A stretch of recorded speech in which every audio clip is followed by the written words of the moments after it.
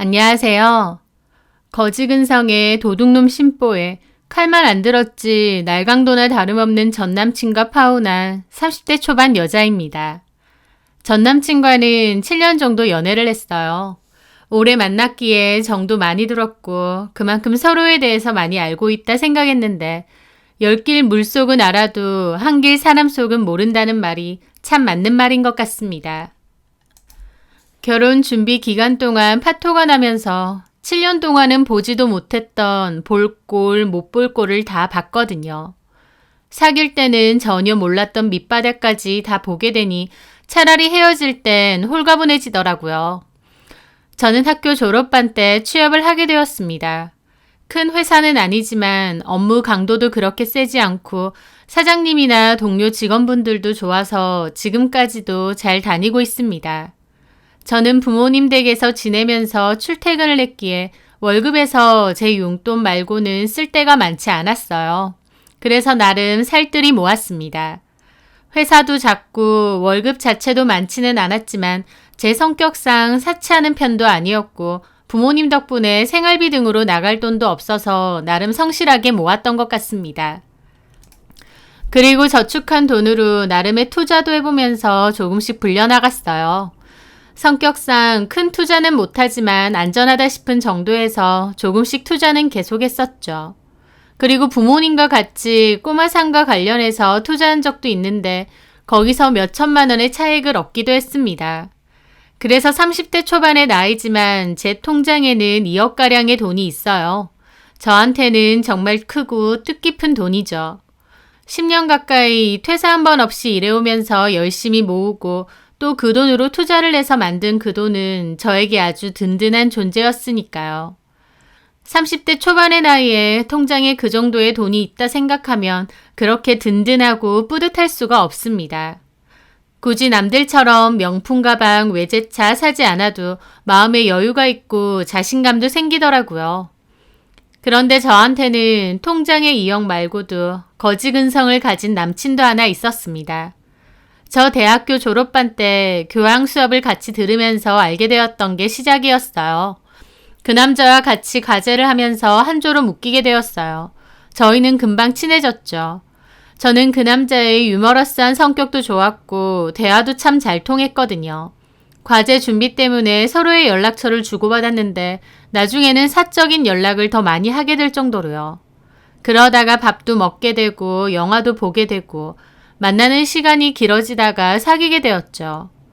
처음 몇 년까지는 남친이 참 좋았고 알콩달콩 행복하게 잘 지냈어요. 그런데 제가 먼저 사회생활을 시작했고 남친은 대학 졸업 후에도 1년 좀 넘게 취업을 못했습니다. 그 기간 동안 제가 주로 데이트 비용도 내고 공부하고 취업 준비해야 하는 남친을 위해 도서관 데이트도 많이 했죠. 남친도 그런 저에게 배려해줘서 고맙다고 나중에 좋은 곳 취업하면 보답하겠다고 했습니다. 그리고 그 뒤 남친은 정말 본인이 원하던 회사에 취업하게 되었어요. 오랫동안 준비했고 고대했기에 남친은 몹시 기뻐했고 저도 제 일처럼 행복하고 좋았습니다. 남친까지 취업하고 나면 저희 두 사람 앞으로 문제될 건 없다 생각했는데 아니었어요. 오히려 남친 취업 후에 저희는 헤어질 뻔한 위기를 여러 차례 겪었거든요. 왜냐고요? 남친은 회사에 들어가면서 또래 동기 친구들과 잘 어울려 다녔는데 그 동기들과 회사 끝나면 술 마시러 다니고 나이트도 한 번씩 다녔기 때문이죠. 저한테 걸렸는데 초반에는 회식이니 사회생활의 일환이니 변명을 일삼았어요. 하지만 나중에 알고 보니 회식도 아니었고 그냥 자기들끼리 그러고 어울려 다닌 거였습니다. 그러다 나이트에서 부킹한 여자랑 개인적으로 연락하다가 저한테 걸리기까지 했고 참다 못한 제가 헤어지자 한 적도 있어요. 그런데 남친이 울면서 제 다리 붙잡고 빌었고 다시는 나이트 안 간다고 그 친구들이랑 회사에서만 보지 밖에서는 안 보겠다 했어요. 저도 그놈의 정이 뭔지 매달리는 그 남자를 결국 용서해 주기도 했습니다. 남친은 그 뒤로는 본인 말로 회식 아니고는 그렇게 어울려서 안 다닌다고 했어요. 저도 알겠다고 했지만 진짜 진실은 모르죠. 하여튼 저는 그런 것도 다 눈 감아주고 남친과 계속 만났습니다. 그때부터 이미 문제가 많았는데 왜 그런 걸 눈 감아줬을까 싶기도 한데요. 저도 나름 오래 만나온 남친이었기에 좋아하는 마음도 컸고 헤어진다는 게 겁도 났던 것 같아요. 지금 생각해보면 젊은 남녀가 만나다가 헤어지는 게 아무것도 아닌데 남친이 첫 연애 상대이기도 했고 오래 사귀었기에 헤어지면 그 후폭풍이 너무 클 것 같았습니다. 그래서 그냥 덮어주고 모른 척 해주고 저 남자는 내가 필요하다 생각하며 계속 사귀었던 것 같아요. 하여튼 그 뒤로도 저희는 계속 잘 만나오다가 30이 넘으면서 자연스럽게 결혼 이야기가 오가게 되었습니다. 남친네 가족은 여동생 하나에 홀어머님 한 분이 계신데요. 아버님은 남친 중학생 때 병으로 돌아가셨다고 했습니다. 여동생은 대학 졸업하고 취업 준비생인데 등록금도 생활비도 남친이 다 됐다고 했어요. 그런데 여동생도 마른 취업 준비생인데 딱히 취업할 생각은 없어 보였습니다. 아르바이트는 간간히 나가는 것도 같은데 정식으로 취업 준비하고 그러는 것 같지는 않더라고요. 남친은 달에 400 정도의 월급으로 받았고 나이 생각하면 적은 월급은 아닙니다. 그래서 남친 본인도 자기 월급에 자부심이 있는 편이었어요.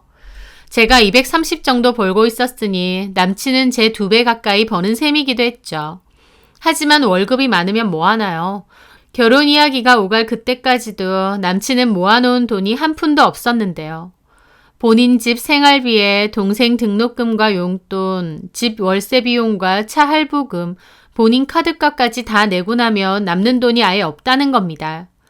남친은 제 월급이 작다는 소리를 넌지시 한 적은 있었지만 솔직히 상황으로 보면 제 상황이 훨씬 나아요. 저희 부모님 노후 준비 다 되어 있으시고 아빠도 국가 유공자셔서 많지는 않아도 다달이 연금 나오고요. 게다가 저도 나름 알뜰살뜰 모은 돈이 있었기에 결혼 준비 비용으로는 충분하다고 생각합니다. 서로의 그런 상황은 알고 있었고 결혼에 대한 좀 구체적인 이야기를 주고받았을 때였습니다. 그 대화에서 남친과 저는 도저히 만날 수 없는 평행선 같은 대화를 시작으로 갈등이 생겼죠. 남친이 그러는 겁니다. 내가 모아놓은 돈이 별로 없어서 결혼하고 처음엔 우리 집에서 몇 년만 살다가 돈 모아서 나오는 게 어때? 라고 하더라고요. 남친은 자기 집에서 신혼생활을 시작하자고 했지만 저는 신혼을 그렇게 시작하고 싶지도 않았을 뿐더러 설령 들어간다고 해도 남친 집 자체가 마땅히 같이 살 만한 공간이 없습니다. 남친 집은 방이 2개 있는데요.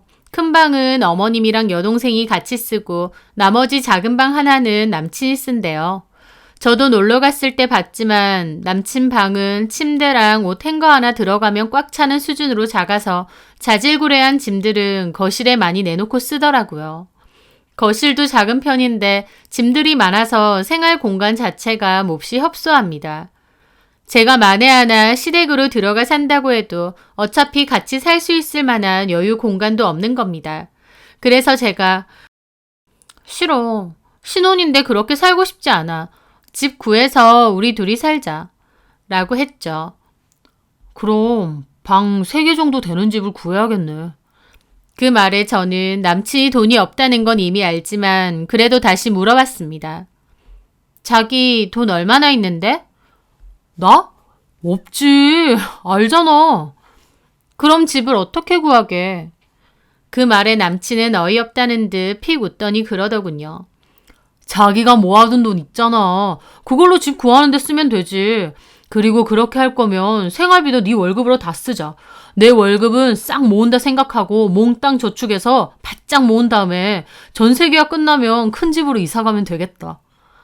라고 하더라고요. 본인은 돈이 없으니 제 돈으로 그렇게 하자는 건데 사실 여기까지는 별로 문제가 없었습니다. 저도 애초에 남친이 모아놓은 돈이 별로 없다는 사실도 알고 있었고 제가 모아놓은 돈으로 결혼 자금하려는 계획도 있었거든요. 근데 2명 사는 집에 굳이 방 3개짜리까지 필요할까 싶더라고요. 둘이서 살 거면 적당한 크기의 집 전세로 구해서 살다가 남친 말대로 돈 바짝 모아서 나중에 더 큰 집으로 이사 가는 게 낫지 않나 싶었거든요. 근데 둘이 사는데 왜 방 3개야? 방 2개면 되지. 굳이 3개짜리 집으로 구할 필요가 있을까? 나는 20평 안쪽으로 전세 구해서 적당히 살다가 이사 가는 게 나을 것 같아. 그 정도 전세는 내 돈으로 구할 수 있을 것 같고. 그리고 집 구하고 나머지 돈은 우리 부모님 드리면 될 것 같아. 라고 했습니다. 그건 제가 돈을 모으면서 예전부터 했던 생각이었어요. 결혼할 때 필요한 돈은 쓰고 일부는 결혼할 때 부모님께 드리고 싶었거든요. 장녀로서 고생 많이 하고 산 부모님을 위해 그렇게 해드리고 싶기도 했고 또 제가 애초에 가진 돈을 불릴 때도 부모님 도움이 컸던 것도 있습니다. 그래서 부모님께 돈을 드리고 싶다는 마음은 늘 있었어요. 그런데 남친이 제 말에 황당한 표정을 짓더니 그럼 우리 엄마는 어떻게 해? 라고 하는 거예요. 어머님이 왜? 제 물음에 정색을 하더군요. 자기 왜 이렇게 이기적이야? 내가 이기적이라고? 갑자기 뭐가? 아니, 그럼 우리 엄마는 어떻게 하냐고. 나는 방 3개짜리로 구해서 엄마 모시고 살고 싶었거든. 우리 엄마도 우리랑 같이 사는 거 좋다고 했고.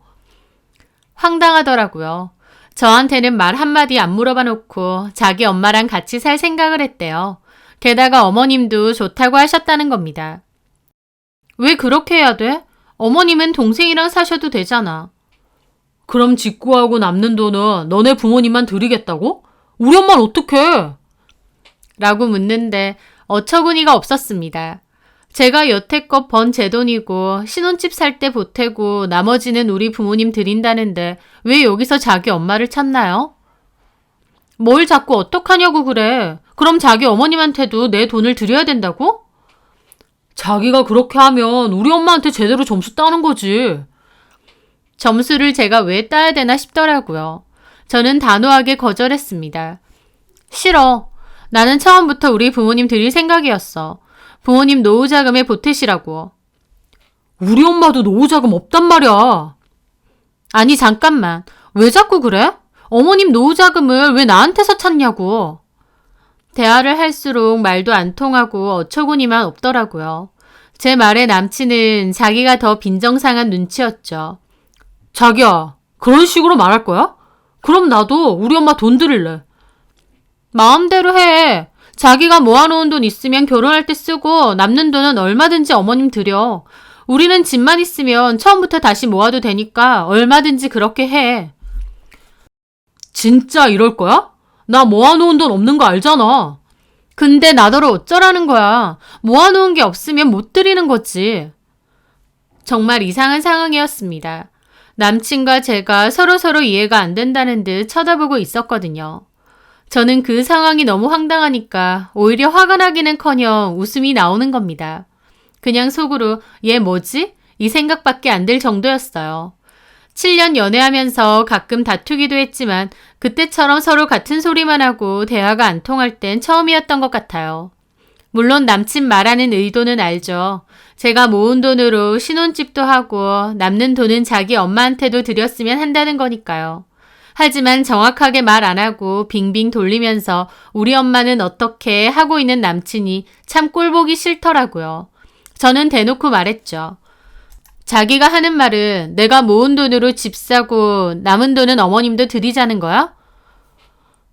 아니 그렇다기보다 자기가 작은 집으로 구하자고 하니까. 그렇지. 둘이 사는데 큰 집이 뭐가 필요해. 오래 살 것도 아니고 신혼 때 잠깐 살 건데. 내 돈으로 적당한 집 전세로 살다가 돈 모아서 이사 가자며. 나는 우리 엄마를 모시고 사는 줄 알았지. 라고 하더라고요. 어이는 없었지만 꾹 참고 말했습니다. 그건 나랑 얘기도 안 된 거고 또 나는 그렇게 하고 싶지 않아. 대신 어머님 자주 찾아뵙자. 그렇게 하면 되잖아. 저는 분위기가 너무 험악해지는 게 싫어서 적당히 달래듯 말했습니다. 하지만 남친은 또 그럼 집 구하고 남는 돈은? 왜 자꾸 같은 소리래. 우리 부모님 드린다니까? 그럼 우리 엄마는 어떡해. 우리 엄마도 노후자금이 없다니까? 아니 왜 어머님 노후자금을 내 돈으로 자꾸 하려고 하냐고. 아 좋아 그럼 반반씩 드리자. 싫다니까? 생각도 안 해보고 싫다고 한다고? 저는 진짜 말을 하면 할수록 어이가 상실되더라고요. 가만 보니 남친은 제 돈을 자기 돈이라고 생각하는 것 같았습니다. 제가 답답해서 아무 말도 안 하고 있자 남친은 거기다 대고 큰 집 구해서 우리 엄마랑 셋이 살던가 우리 둘이서 살 거면 작은 집 구하고 우리 엄마도 노후 자금을 조금 드리자. 그렇게 하면 되잖아. 하더군요. 되기는 뭐가 되나요? 제가 왜 그렇게 해야 되는지도 모르겠는데 무슨 정리한 양 저러는 겁니다. 저는 속 터져서 대꾸도 하기 싫더라고요. 말이 통하지도 않고 계속 같은 소리를 하는데 저는 일단 각자 생각해보고 다시 연락하자고 했습니다. 그리고 짜증나는 기분으로 집으로 돌아왔죠. 집에서 생각하면 생각할수록 어이가 없는 겁니다. 이건 진짜 아니다 싶고요. 그런데 그 와중에 남친에게 톡이 하나 와 있더군요. 엄마하고 얘기해봤는데 네가 그렇게 싫다 하니 같이 사는 건 엄마가 양보하신대. 대신 2천만 원 정도 엄마한테 드리면 될 것 같아. 엄마도 조금 서운해하시기는 하는데 그래도 그 정도는 드려야 될 것 같아. 다 좋게 해결할 수 있는 일인데 이런 걸로 큰 소리 내지 말자. 시어머니 될 사람인데 서로 기분 상해서 좋을 것 없잖아. 나도 자기 부모님한테 잘하고 살 테니까. 라고 와 있는 겁니다. 그거 보는데 제 머릿속에 드는 생각은요. 아, 이 결혼은 하면 바보 되겠구나 였습니다. 정신이 확 들더라고요. 7년 연애 기간이고 뭐고 이건 진짜 아니다 싶었거든요. 1시간 정도 톡을 보고 곰곰이 생각하던 저는 카톡 하나를 보냈습니다. 우리 결혼 없던 걸로 하자. 어머님 노후 자금은 자기 돈으로 알아서 해. 그동안 고마웠고 잘 지내. 라고요. 그렇게 보낸 뒤 차단하고 전화도 꺼버렸습니다. 그리고 다음날 출근하려고 폰 켜자마자 전화가 오더라고요. 그냥 안 받았어요. 그런데 회사 가자마자 메신저로 연락해서 너네 회사로 지금 가겠다. 앞에서 잠깐 만나자 어쩌고 하더라고요. 저는 그것도 싹 삭제했습니다. 말도 안 통하고 계속 얘기하고 싶은 생각이 전혀 없었거든요. 그렇게 싹 무시하고 퇴근하고 나오는데 남친이 저희 회사 앞에서 기다리고 있는 겁니다. 그러더니 저보고 어떻게 이럴 수 있느냐 이기적이다라며 길길이 날뛰더라고요. 우리가 하루 이틀 만난 것도 아니고 자그만치 7년이야. 근데 너 마음에 안 든다고 이런 식으로 잠수 타고 네 마음대로 행동하냐? 7년이고 7일이고 아니다 싶으면 끝내는 게 맞지. 도대체 뭐가 문제인데? 어제 여러 번 말했는데 아직도 못 알아들으면 어떡해? 너 돈 없다고 내가 번 돈으로 신혼집 구하자고 한 거? 그것까지 오케이야. 근데 내 돈으로 내가 우리 부모님 드리겠다는데 왜 너네 엄마한테까지 드려야 되며 애초에 너네 엄마 노후 자금을 왜 나한테서 찾아? 나한테 맡겨놨어? 답답하네 정말. 우리 엄마 노후 자금 없고 결혼해서는 어차피 생활비고 노후 자금이고 내가 부담해야 돼. 그렇게 할 바에야 네가 조금 드리고 시작하면 우리 부담도 덜하니까. 그러니까 그 부담을 왜 자꾸 나한테 주냐고. 네 얘기 들으니까 나 더더욱 너랑 결혼 못하겠다. 결혼하면 꼼짝없이 너네 엄마 생활비에 노후 자금까지 같이 내야 되는 거네? 너 결혼 왜 하려고 하는 거야? 돈 부담 같이 질 사람 구하는 거야 뭐야? 어떻게 그렇게 말하냐? 너는 지난 우리의 사랑이 아무것도 아니야? 겨우 돈 때문에 이렇게 이기적으로 나온다고? 너한테 나는 뭔데? 그러면서 저만 나쁜 년 몰아가는데 듣고 있기도 지치더라고요. 저는 됐다고. 백날 말해봤자 못 알아듣는데 더 이상 말할 필요가 없다고. 우리는 끝난 거다라고 했습니다. 네가 번 돈으로 너네 엄마, 너네 가족 잘 건사하면서 살라고. 나는 내 돈으로 나 알아서 살고 우리 부모님한테 드리고 싶으면 드릴 거라고. 그렇게 살면 아무 문제 없다고요. 저는 그러고 돌아서는데 제 뒤통수에 대고 나쁜 년이네 속물이네 어쩌네 하는 겁니다. 기가 막혔죠. 7년 동안 사귀면서 저런 모습은 처음 보기도 했고 본인 원하는 대로 안 해준다고 바로 욕부터 하는 걸 보는데 아, 헤어지기로 한 거 진짜 잘했구나 싶더라고요. 그런데 왜 이렇게 인연이 질기게 안 끊어지는 건지 다음날 어머님한테까지 전화가 왔습니다. 상현이한테 얘기 다 들었다. 나한테 그깟 돈 좀 주는 게 그렇게도 싫으니? 나는 너 한 가족이라고 생각했고 내 며느리 되리라고 생각했어. 근데 너는 돈 한 푼이 아까워서 이런 식으로 나와? 7년이나 사람 만나놓고 이런 식으로 버려? 네가 뭔데 내 아들을 그런 취급해? 네가 돈이 있으면 뭐 얼마나 있다고 이 나쁜 년아! 하시는 겁니다. 받자마자 속사포를 저렇게 쏟아내셨고 저도 기가 막혀서 중간에 끊으려다가 말고 녹음 버튼 눌렀습니다. 그리고 가만히 있었어요.